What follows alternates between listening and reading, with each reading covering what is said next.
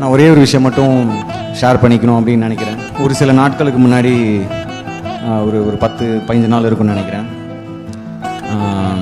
தேவா சார்கிட்ட வந்து கேட்டிருக்காங்க, இந்த படம் தீபாவளிக்கு வரதுக்கு என்ன தகுதி இருக்குது அப்படின்னு. பெரிய ஹீரோ இருக்காங்களா, பெரிய டைரக்டர் இருக்காங்களா, பெரிய ஹீரோயின் இருக்காங்களா, பெரிய மியூசிக் டைரக்டர் இருக்காங்களா அப்படின்னு கேட்டிருக்காங்க.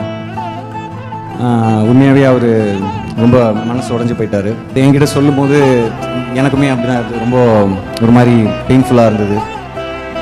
தீபாவளிக்கு வரத்துக்கு அப்படி என்ன தகுதி இருக்கணும்னு எனக்கு தெரியல.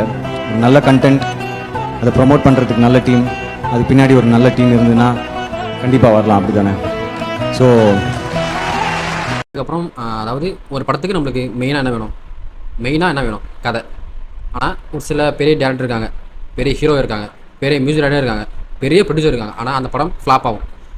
அதேமாரி சமீபத்தில் நிறைய படம் ஃப்ளாப் ஆகிருக்கு, பெரிய ஹீரோஸ் படமே.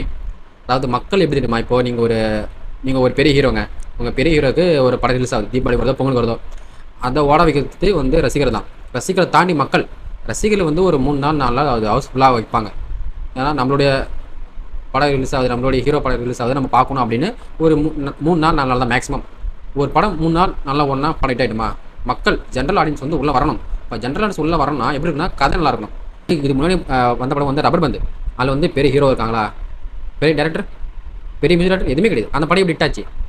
மக்கள் வந்து தெளிவாக இருக்காங்க, எனக்கு வந்து நீ நல்லா கதைத்தா, நீ பெரிய ஹீரோவோ பெரிய ஆளோ எதுவுமே தேவை. இந்த கும்கி படம் எடுத்துங்க, அதில் வந்து இப்போ வந்து நம்மளுக்கு எல்லாமே அவர் தெரியும். பட் இருந்தாலும் இதுக்கு முன்னாடி அந்த படம் ரொம்ப யாருமே தெரியல. ஆனால் அந்த படம் எவ்வளோ ஹிட் ஆச்சு.